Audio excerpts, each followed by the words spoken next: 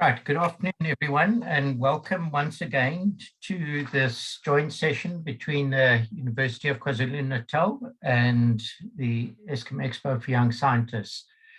We will be doing 4 more student presentations this afternoon. They've all been pre-recorded, and each session is approximately 8 to 10 minutes long, which leaves us about 5 minutes for questions after each of the sessions. And then depending on if there's any time left at the end of the 4 sessions, we might open it to further questions as well. So welcome again. My name is Chris McCartney, and I'm the Provincial Coordinator for the Eskom Expo for Young Scientists for the Northern Cape. I'm joined by my colleague, Nalini Duki, who's the Provincial Coordinator for KwaZulu-Natal. And then from University of KwaZulu-Natal, we've got Dr. Renee Khan and Dr. Sajida Mohammed. And then obviously the various students. We've got a number of learners joining us this afternoon as well. I'd like to please ask the learners and any teachers who might be on the session to please write your name, your grade, and your school in the chat. It's just important for us to know which learners are participating in these sessions as well. I'd appreciate if you could do that. So as I mentioned, we are doing these presentations as part of the weekly workshops that we normally present for the Expo for Young Scientists. And we will be doing other sessions going forward from normally on a Wednesday afternoon at the same time, but we will be posting further information on those. So without further ado, I'm going to start the first session.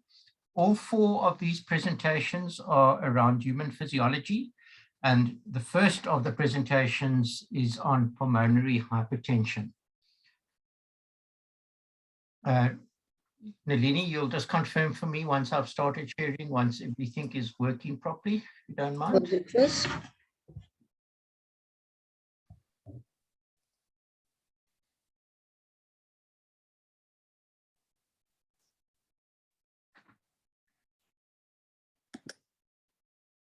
Okay.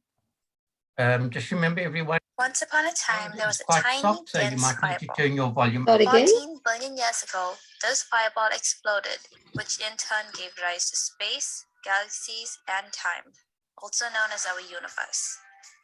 From every drop of water to all of Newton's laws and every presence both known and unknown to man, science had begun the second our universe had expanded into existence. However, along with life came illness. Good day to the class of 2022. Today, my colleagues and I come to you as honor students with medical science degrees, and we shall be taking you through STEM, science, technology, engineering, and mathematics. We will also be explaining the correlation between each of these epitomes with our research project on pulmonary hypertension, as well as how it can be used in the future. I present to you my fellow ladies in STEM.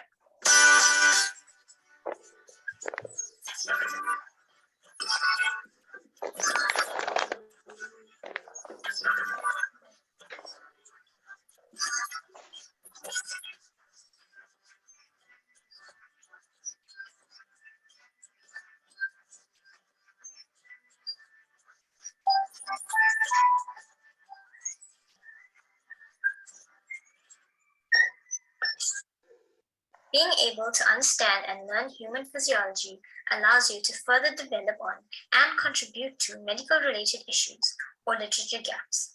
For example, the topic I am currently working on is understanding the therapeutic effects that orally administered cannabinoid has on pulmonary arterial hypertension.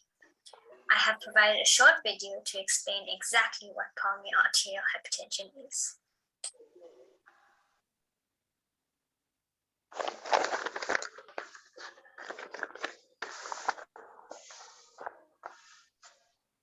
Pulmonary arterial hypertension, or PAH, is a rare disorder characterized by high blood pressure in the blood vessels of the lungs, specifically the pulmonary arteries. The pulmonary arteries are blood vessels that carry blood from the right side of the heart through the lungs. So when pulmonary arterial pressure rises, blood backs up into the right side of the heart, eventually leading to right-sided heart failure. PAH more commonly occurs in middle-aged biological females. PAH is a life-threatening disease, and due to lack of specificity of the symptoms, it goes unnoticed. Yes, there are treatments, but unfortunately, those treatments are only put in place to lessen the effects of PAH and not to provide a permanent cure. In order to overcome this challenge, it is imperative that we as medical science students look for innovative and new strategies by making use of STEM to look for permanent treatments for such diseases. Why is science education important in our schools? We are surrounded by technology and the products of science every single day. Do we even realize that almost every aspect of our lives are based on scientific evidence? For example, during the day, the trees will turn the sunlight into stored energy and create the oxygen we need to survive. Whether it's natural or human-derived, every aspect of a learner's life is filled with science, from your own internal biology to the TV in your living room.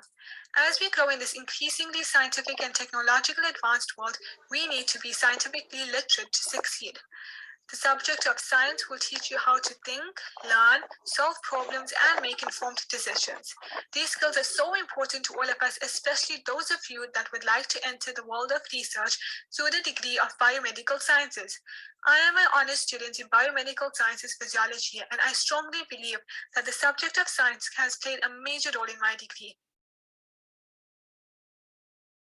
Let's take a step back and look at how technology helps us to deal with everyday's dynamic problem. Greetings everyone, I'm looking at the relevance of technology and pulmonary arterial hypertension studies. Firstly, what is technology? Technology is defined as the application of scientific knowledge to practical use with the aim to solve problem, invent useful tool, and provide knowledge. Through technology, many tools have been developed to help with the diagnosis of pulmonary arterial hypertension. We can name echocardiography, REVO, artificial intelligence, and cardiovascular magnetic resonance. Many of these tools use sound waves to present the image of heart and its function. In a nutshell, technology offers us a way to have a rapid impact on pulmonary arterial hypertension diagnosis. And the most exciting thing about it is that the information that is already out there and allows us a much better way to use it. Thank you. Pulmonary arterial hypertension engineering. As we are pursuing a career in science and medical research, the stereotypical image of engineers has changed. Pulmonary arterial hypertension on engineering refers to the process of checking medical equipment to make sure it's working properly and safe to use. SMT 101 is a novel proprietary water-resistant wearable infusion that is pre-filled with presence of dosage and prostanoid, which was designed to address many of administration-related deficiency of existing intramuscular therapy of PAH. The purpose of engineering in this human factor program is to demonstrate that the drug SMT 101 system is safe and effective when used by patients with pulmonary arterial hypertension. Mathematics. Mathematics is an internationally spoken language which began in the 6th century BC with the Pythagoreans. It is a building block which heavily relies on logical reasoning and increases mental discipline. I assure you it is not just numbers and equations. Math is found in nature, the strumming of a guitar, the beating of a heart, and yes, on your lecturer's chalkboard as well. Each discipline of STEM goes hand in hand with each other. For example, in science, math is used for calculating chemical dilutions, magnification, and even as the Fibonacci sequence. In technology, math is the key factor used for creating codes, sequences, and forging modern evolutions for basic technological devices. In engineering, it is used for creating dimensions, designing, developing, and evaluating integrated systems for managing industrial production processes. A solid foundation in mathematics and science develops and hones skills of posing hypotheses, designing experiments and controls, analyzing data, recognizing patterns, seeking evidence, conclusions, and proof, and solving problems while being open to new information. Studying mathematics will not only develop more engineers and scientists, but also produce more citizens who can learn and think creatively and critically, no matter their career fields. The workforce of tomorrow is as simple as 1 + 1.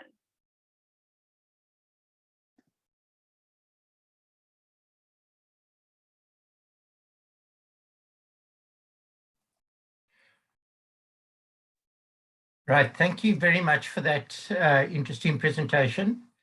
I'd like to see if anyone's got any questions that they'd like to ask. Unfortunately, the sound was quite poor at times, so I'm hoping you caught most of it. Okay, Dr. Khan has posed the question, why are women more susceptible to PAH? We've got two of the students who did this presentation, Mirunisha and Tasman. If either of you could please answer that question. Hi, my name is Tasman. So women are more susceptible to PAH because we have a sex hormone, which is known as estrogen. So that estrogen levels in our bodies makes us more susceptible to PAH. It also depends on what stage of puberty you're at, I'd say. You are more likely to have vascular diseases when you reach menopause. So yeah, I hope that answers your question. Dr. Khan, are you happy or have you got a follow-up? Tasman, why are you more likely to have these diseases or vascular diseases when you reach menopause or when a woman reaches menopause?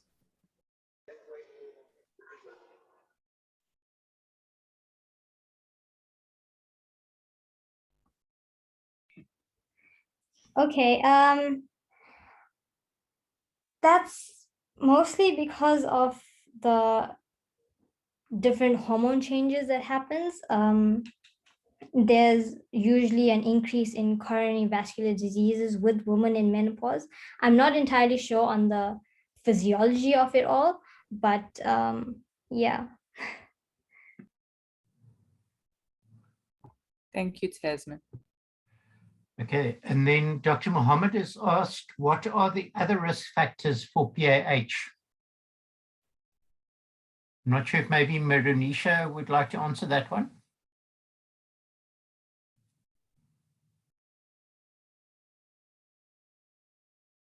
Mirunisha, I'm not sure if you muted. Okay. So sorry about that. Okay. So you could get it genetically if your family has a history of this condition, or if you are diabetic, even overweight, you have a risk of this. Sometimes a lot of patients who don't exercise regularly and are very stressed out, even smokers, they suffer from this a lot. Any follow-up, Dr. Mohammed? No, that's fine. Thank you. Okay, I don't see any other hands. Has anybody else got any questions? If you do, just please raise your hand and then I'll recognize you. Okay, I think then let's carry on with the second presentation, which also has to do with pulmonary hypertension, but it's also subtitled Cannabis. So I'm assuming it's something to do with the treatment possibly, but let's hear the presentation.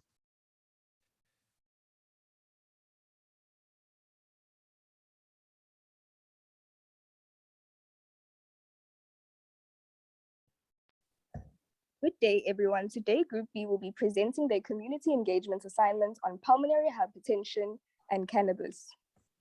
Group B consists of Wendy Mdluli, Lungelo Mthembu, Nozipho Sibulawa, Naledi Nziba, Siethaba Bengu, Kollega Vezi, and Kosing Pile Ndlovu. Okay, and we will be speaking in that order. For a disease to be diagnosed, we first need to understand how a healthy, fit body functions. And in medical science and physiology, we do just that, as it is the study of how different organs function individually and as a component of a system. So before we can get into the fun stuff of conducting experiments and testing of new drugs, we first need to evaluate causes, effects, and the risk factors of a disease in order to generate treatment and establish preventative measures.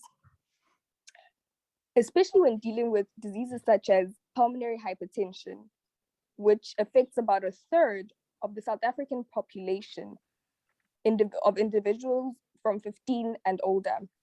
And this was established by the South African National Health and Nutrition Examination Survey in 2012. And in 2016, the Demographic Health Survey indicated that the prevalence of hypertension in women is at 46% and in male is at 44%, which is very high, making pulmonary hypertension one of the leading causes of death in South Africa. As such, we're currently working on pulmonary hypertension as it is one of the leading causes of death in South Africa.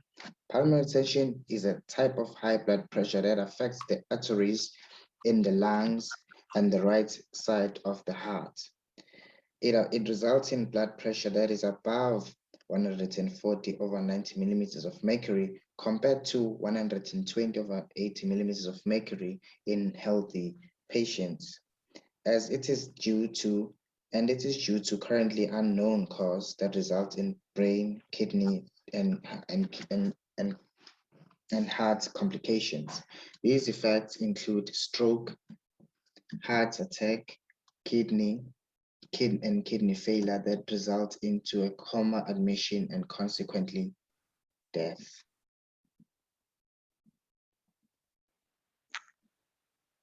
Available treatment for PH. So due to its difficulty in being detected, pulmonary hypertension is hard to diagnose early.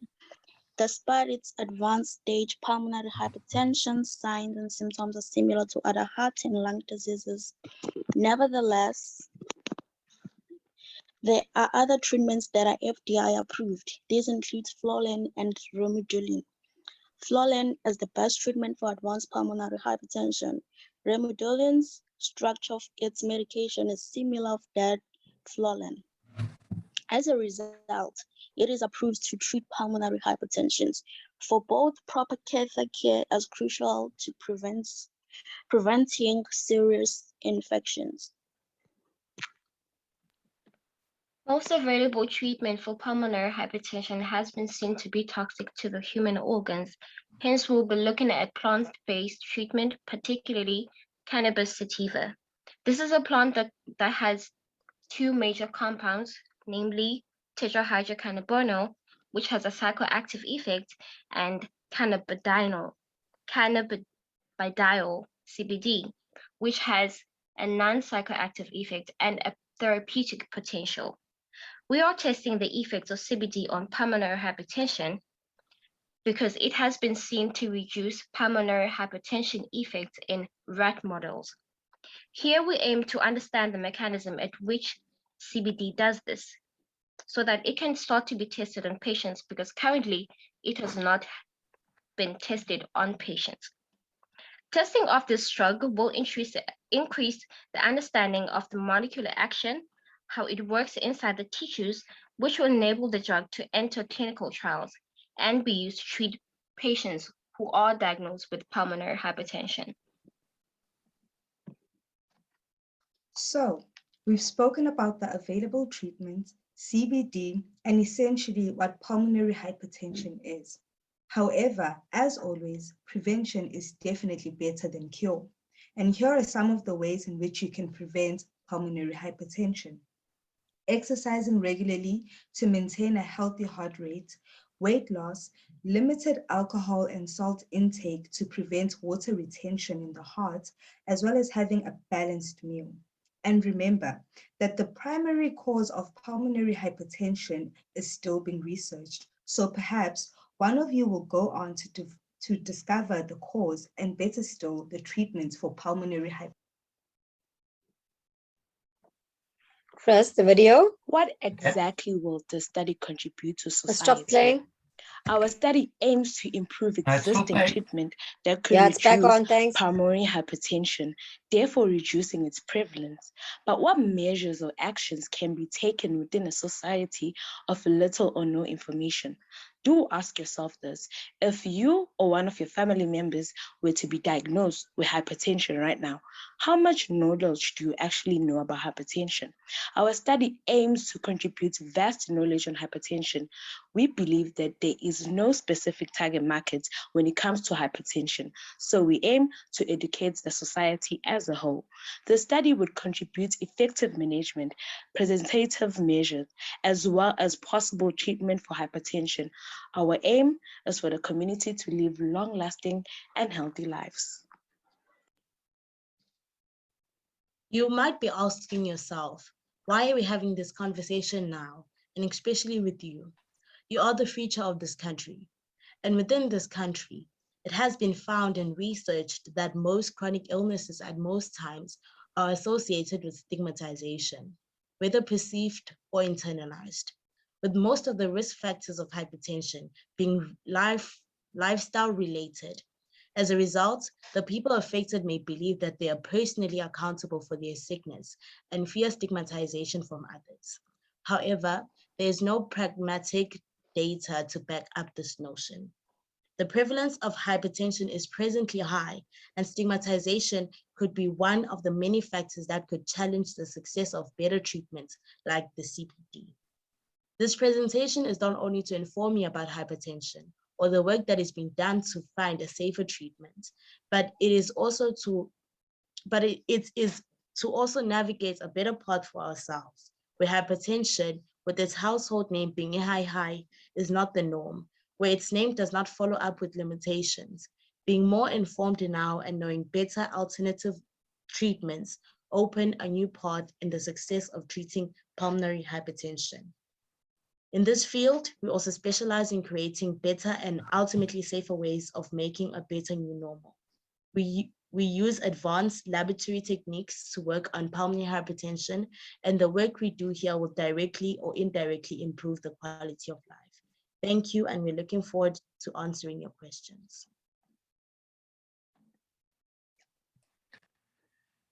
Okay, great. Thanks very much again for that presentation. We've got, again, two of the students who prepared their presentation who are with us, Siatabu Bengu and a lady in Ndaziba. So I see that Dr. Mohammed has already posed a question in the chat. Why do you think that the prevalence of hypertension is increasing in South Africa?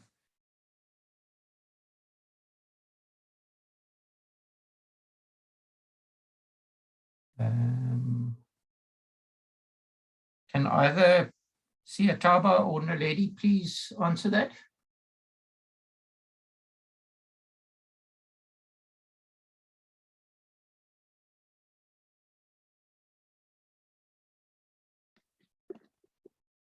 Greetings, this is Naledi.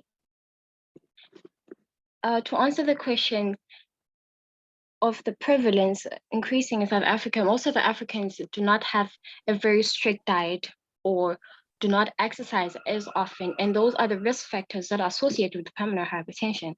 And a high percentage of South Africans is made out of women, and women are more susceptible to pulmonary hypertension because of hormones such as estrogen, which cause the heart to work harder than normal. So I think this is the reason why hypertension is increasing in South Africa. Thank you. Dr. Mohammed? Thanks for that, Chris. And just a point of clarity, just in case there might have been some misinterpretation of the last part of the presentation. We appreciate that these are students in the basic sciences, and so they are looking at the effects of cannabis on the different cells. But just I think for the sake of the learners and anyone else who's on the platform today, just to say that the current pharmaceuticals that we use to treat hypertension, so if you go to the clinic or go to your doctor, go to the hospital, they are all safe and effective. So I think just to get that point across is that we're not looking at cannabis to find something better or more effective, but just to see what the effect is and if there is a space for it in the management of hypertension. Thanks. Okay, thank you. And then I see Dr. Khan has posted a question. They're asking, will cannabis be tested on human subjects, and how will participants be selected for the study? Naledi, I'm not sure if you'll answer that for us again. Hi.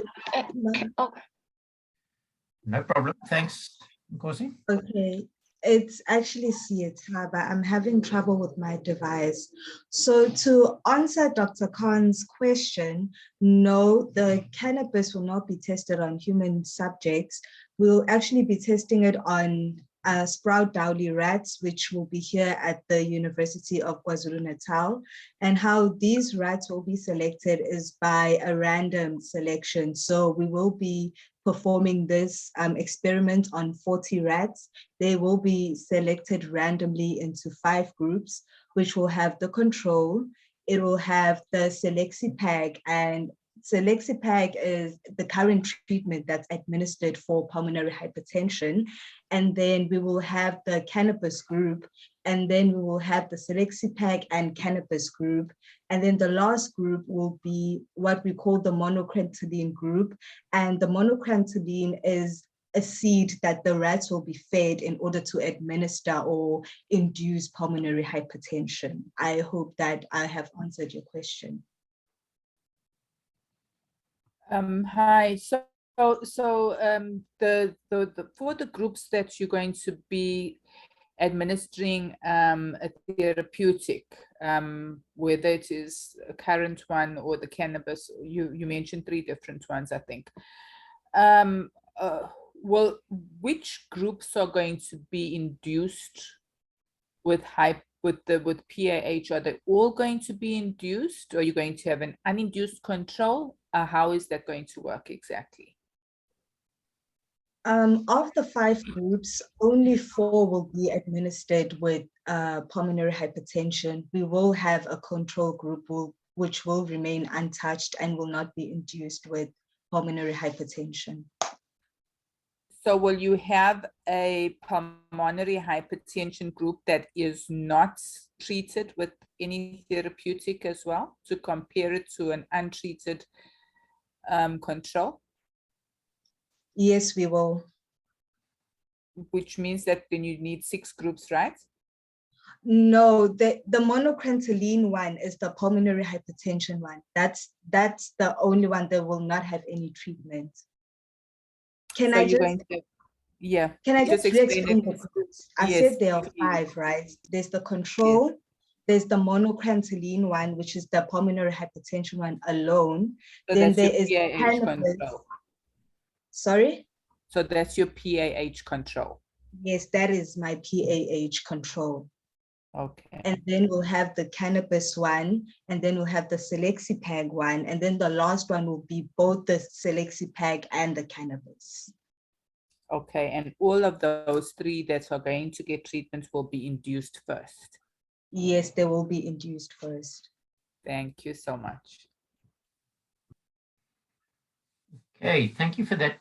Just after the first presentation, Labello had raised his hand, and I said to him we would answer the question after this presentation because they were both on the same topic or similar topic. So Labello, I don't know if you would still like to pose your question. If so, you can just unmute yourself.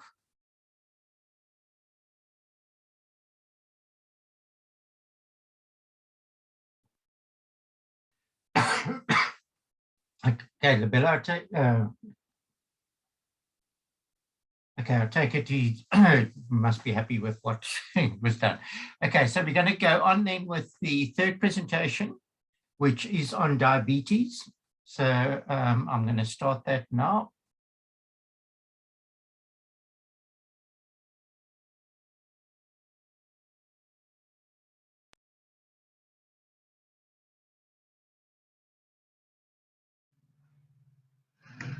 Hello everyone, welcome to our presentation. We are students from the University of KwaZulu-Natal doing honors in medical science, majoring in human physiology. We are here to talk about the importance of studying medical science. We will also be discussing the value of STEM in pre-diabetic conditions.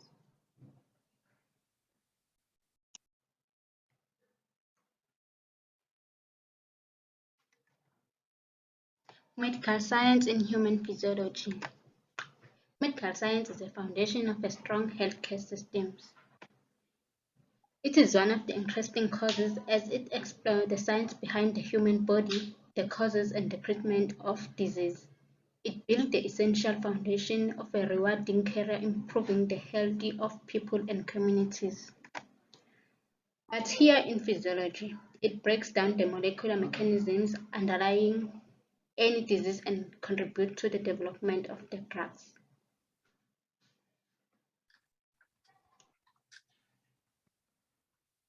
This course aim is to train students in basic medical science with the objects of research and laboratory work. It is interesting because you will gain scientific knowledge, research expertise, and lab skills during your medical science degree, which will equip you to work within a clinical or research setting. It does not only help in the diagnosis and treatment of diseases, the video stopped? but it also disrupts from how molecules Video behave in stopped. cells to how systems of organs work together. It helps us understand what happens in a healthy body in everyday life and what goes wrong when someone gets sick. In medical science patient conditions are diagnosed quickly and correctly, leading to correct and efficient treatment and management and cure, which is the most important purpose of this degree. The importance of studying medical science in physiology gives us an insight of how the various aspects of the human body work together. As such, the circulatory system, the respiratory system, the lymphatic system, and more all play a part in human health, and the interactions can be healthy or unhealthy. It also gives us new innovations in science and medicine, changing our understanding of the human body all the time, and starting with the proper foundation provided by an anatomy and physiology course is a stepping stone in continuing an education in the medical field. Press the video stopped again. Of the basic systems sorry. and functions of the human body, staying up to date on new research will be significantly easier. So online courses taken at our own pace can give you the tools you need to better understand these concepts. So we'll be looking at pre-diabetes as our example and how the STEM, or rather the study of science, specifically has assisted us in identifying the main causes as well as the diagnosis of pre-diabetes. So pre-diabetes is a condition whereby blood sugar levels are high but not high enough to be type 2 diabetes. So using the knowledge acquired through medical sciences, we can diagnose pre-diabetes and prevent it earlier from progressing to type 2 diabetes. There are various tests that are used to diagnose pre-diabetes. The first one is glycated hemoglobin, which is a test whereby they check the average of your blood glucose over the previous 2 or 3 months, and anything between 5.7 to 6.4% is diagnosed as pre-diabetes or indicates pre-diabetes. So we can also diagnose pre-diabetes or rather match diabetes using fast plasma glucose, which measures the blood glucose on an empty stomach, and a reading of 5.6 to 6.9 moles per liter is considered pre-diabetes. There is another test that we can use to measure or rather diagnose pre-diabetes, which is oral glucose tolerance test. Oral glucose tolerance test is a test that measures blood glucose levels before and after drinking something sweet for 2 hours to evaluate how the body reacts to sugar levels and can be used to diagnose pre-diabetes. And usually a 7.8 to 11.6 moles per liter indicates Science has given us an in-depth understanding about the medications that we can use to treat pre-diabetes subpopulations. Some of these medications include metformin and acapulse. STEM information, which is the science, technology, engineering, and mathematics. Well, in this case, we focus more on the science part. It has given us an understanding of concepts as well as encouraged us to apply information in such a way that we have identified procedures such as the Roxin-Y, gastric bypass, that have shown to be the most effective for patients with diabetes.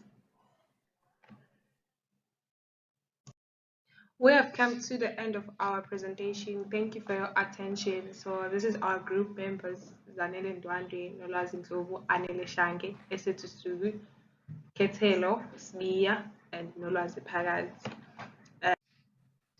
And this is our...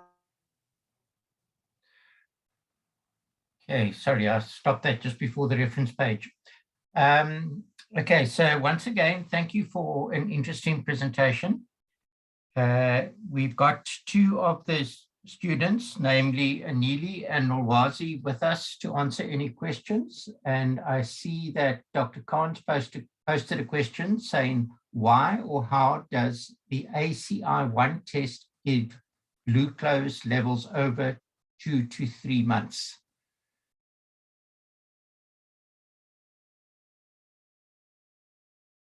I'm not sure if Anili or Nolwazi is going to answer that question for us.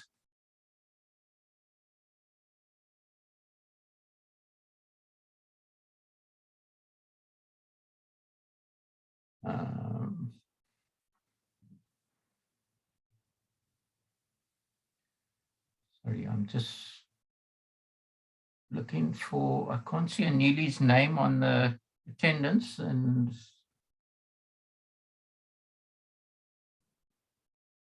nor can I see Nolwazi, so I'm not sure if they've dropped off.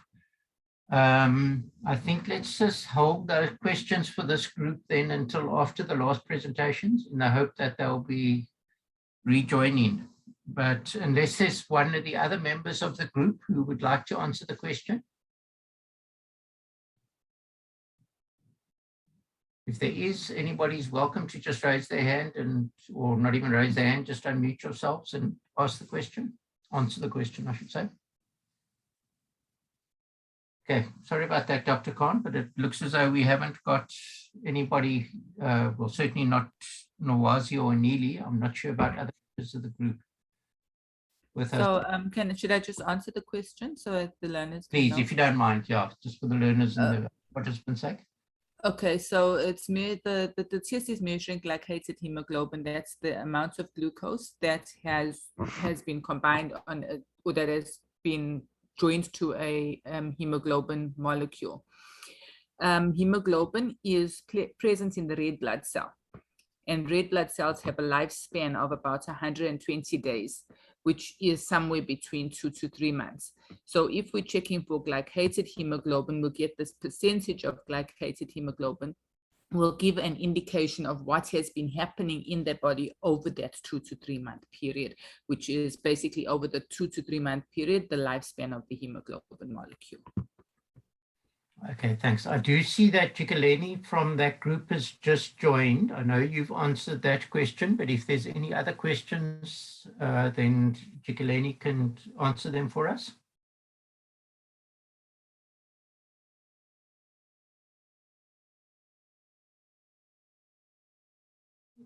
No other questions. Okay. I have a question, sorry.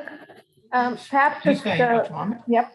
Can they tell us, for the learners, what can the learners be doing to prevent themselves from being diabetic? And I'm sure many of the learners have older aunts or uncles or grandparents who are diabetic. And what advice can the student give to them? Thanks.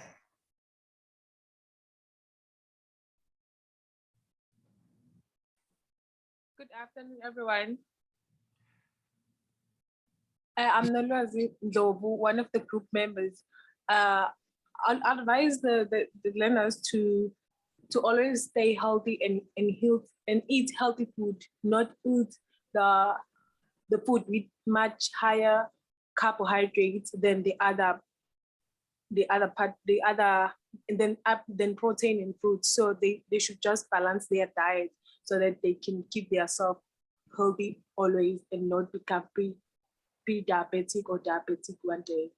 Thank you. Thank you for that, Yugaleni. Any follow-up? Dr. Khan's posted another question. Is there a link between obesity and diabetes?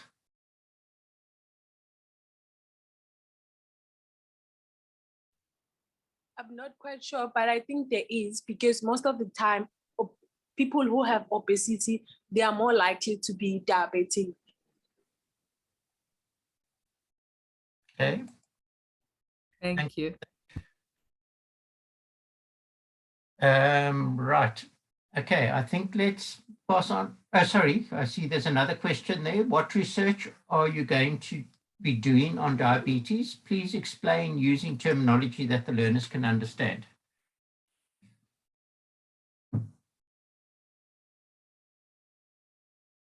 Yugaleni, can you do that one as well? Okay. We'll be trying to do a research where we will try to find ways in which we can help those people who are already diabetic to revert back to normal life. We'll be trying to find ways to reverse the diabetic people to become normal again. So that's what we're gonna be doing. Okay, thank you for that. Dr. Mohammed, any follow-up with that? No, so it's fine. Thanks. Okay, right. So then we perfect timing at the moment. We're on to the last presentation, which has got an interesting title, Vanadium Rat Metabolic Syndrome. So I'll be sharing again, and then we can hear what that's all about.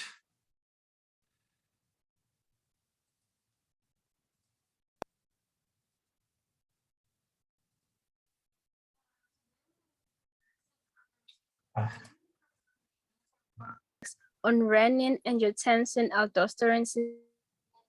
Sorry, I'm just going to start it again because it.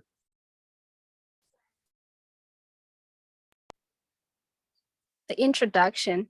What is medical science? Sorry, I'm just starting the session this again. Under a topic, the effects of vanadium complex on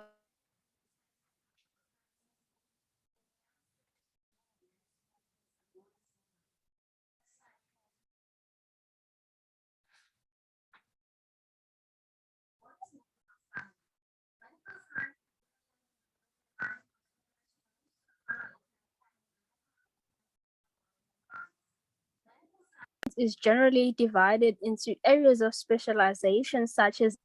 Not seeing the video, Chris. I'm sorry, I'm just going to stop the share and do it again. For some reason, it keeps pausing. Okay.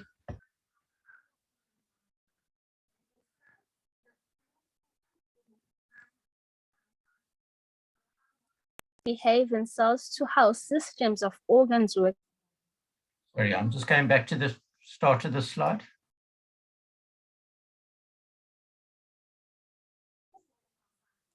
Medical science is a 3-year degree designed for students. I'm sorry, each time I try to start it again, it pauses it. Let me just stop it again, and I'm going to start a new share.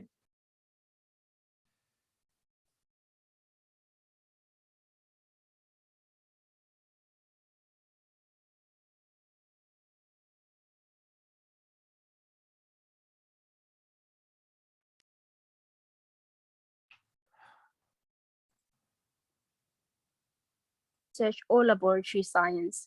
Medical science is generally divided into areas of specialization such as anatomy and physiology, but we are specializing in physiology. Now, what is physiology? Physiology is a study of how the human body works. It describes the chemistry and physics behind basic body functions from how molecules behave in cells to how systems of organs work together. Furthermore, the degree will enable students to meet the needs of medical scientists who are capable of working in both public and private health sectors as health professionals in line with our mission, which is dedication to train and develop medical scientists of national and international standard and provide them with suitable scientific knowledge and skills through teaching, learning, active research, and community engagements to meet the needs of our society. The primary objectives for the program is to provide a broad theoretical and practical background in the field of medical sciences, enabling students to carry out independent medical research and to train as medical laboratory scientists. It gives us more information on how to develop new treatments and learn their effects on body systems. For instance, in our study, we researched the effects of vanadium on renin-angiotensin, aldosterone system, and metabolic syndrome. You can move on to the next slide.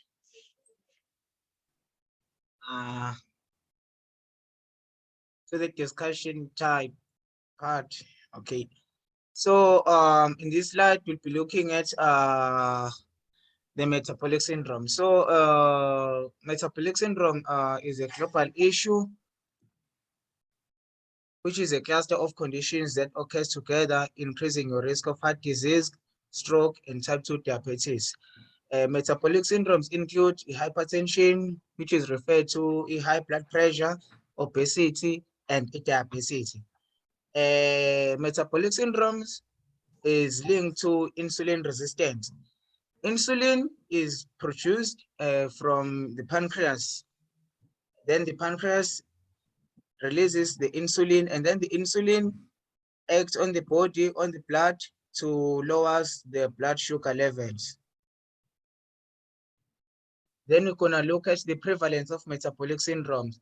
Metabolic syndromes have been found to be more prone in rural areas compared to the people who are living in urban areas. Scientists have seen the issue of metabolic syndromes, and they discovered that we must modify our lifestyle, including engagement to physical activities, weight loss, exercise, and maintaining a healthy diet. Smoking cessation can also help. We're also gonna look at the Vanadium Complex. Other novel markers include dioxide of vanadium and oxide of vanadium, but in this case, we'll be looking at dioxide vanadium. The renin-angiotensin-aldosterone system is a hormone system within the body that is essential for the regulation of blood pressure and fluid balance. The system is mainly comprised of the three hormones, which are the renin, angiotensin-2, and aldosterone. Primarily, it is regulated by the rate of renal blood flow. A decrease in renal perfusion in juxtaglomerular aperture stimulates the renal secretion from the kidney, which then stimulates angiotensin secretion from the liver and binds to it. Angiotensin 1 is converted to angiotensin 2 by the angiotensin converting enzymes in the lungs. Angiotensin 2 firstly stimulates the pituitary gland to secrete ADH, which stimulates water absorption. Angiotensin 2 stimulates arterial vasoconstriction, which increases blood pressure. Lastly, the angiotensin 2 stimulates the adrenal cortex to secrete the aldosterone hormone, which stimulates tubular sodium chloride reabsorption and potassium excretion, also water retention. Of all, the proposed mechanism increases the blood pressure. Next page.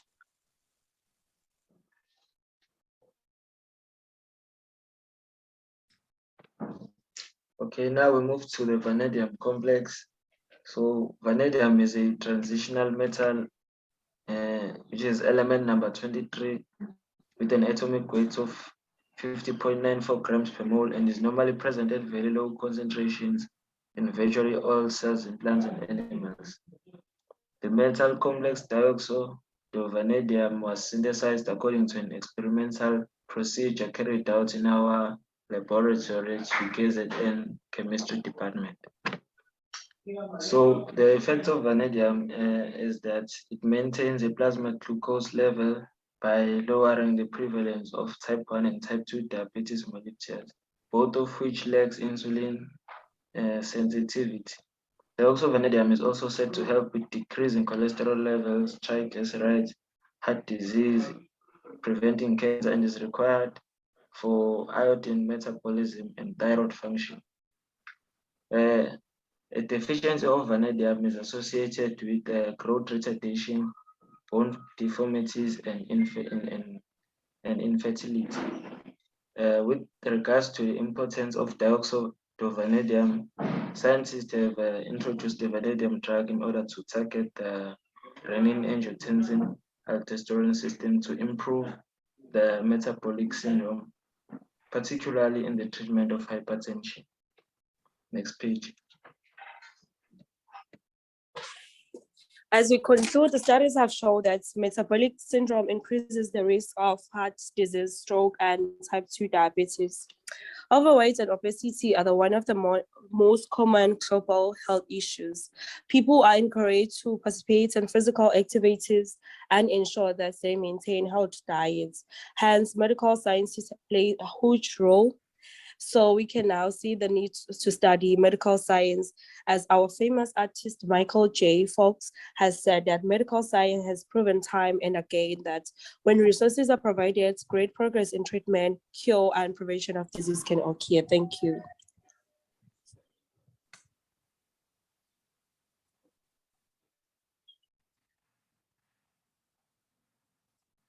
Great. So that was the last of the 4 presentations, but once again, we obviously would like to take some questions. I see Dr. Mohammed has already posed a question. Why is metabolic syndrome more common in people living in rural areas? Can either Bongiwe or Mandisa from that group please answer the question?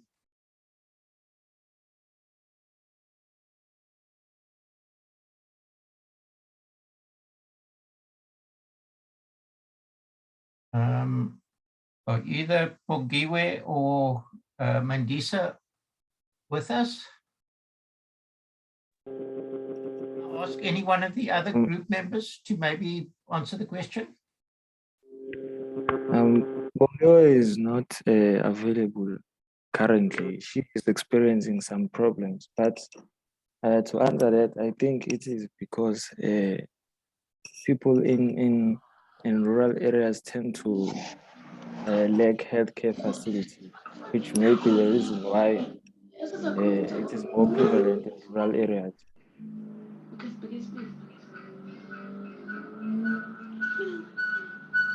Okay, thank you for that. Sorry, I'm picking up mic noise in the background. I'm not sure who that is. Okay, any other, sorry, I see Dr. Khan's posed the question, what is the role of stress in metabolic syndrome?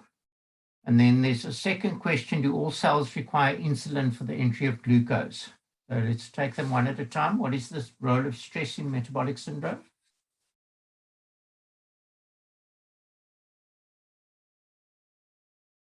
Dr. Kozizi, are you going to answer for us again?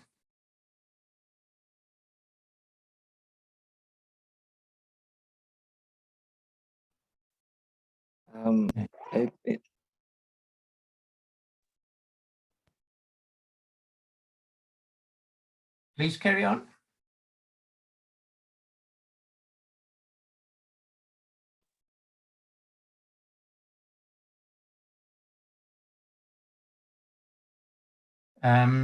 You muted at the moment. Can you unmute and then answer the question?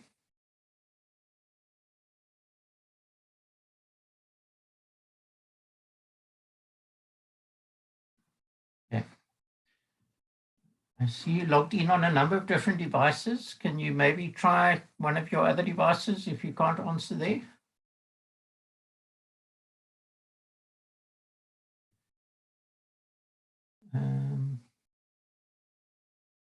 Dr. Khan, it doesn't look as if we're going to get out Hello? of the group. Hello? Hello, yes, please carry on. For the question that says what is the role of stress in metabolic syndrome, I can say that there are sequential changes in energy expenditure, and also it may lead into hyperglycemia and cardiovascular dysfunctions. Okay, thank you for that. I'm not sure if you're also able to answer the second question for us, which is, do all glucose require insulin for the entry of glucose?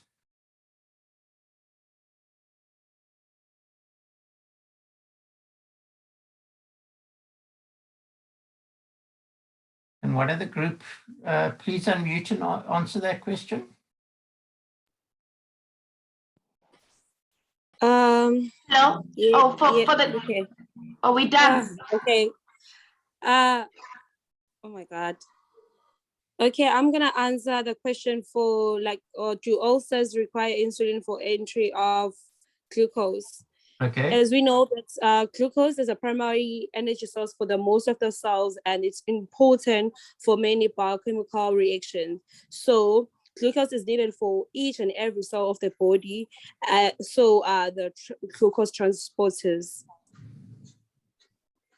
Okay, thank you for that. And then I see Dr. Mohammed's got a follow-up question to a previous question, which says, is the research on the higher prevalence of metabolic syndrome in people living in rural areas from South Africa?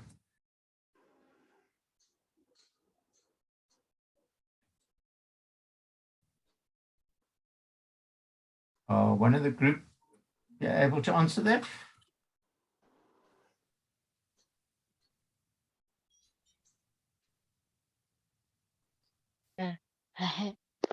It's worldwide, not only South Africa.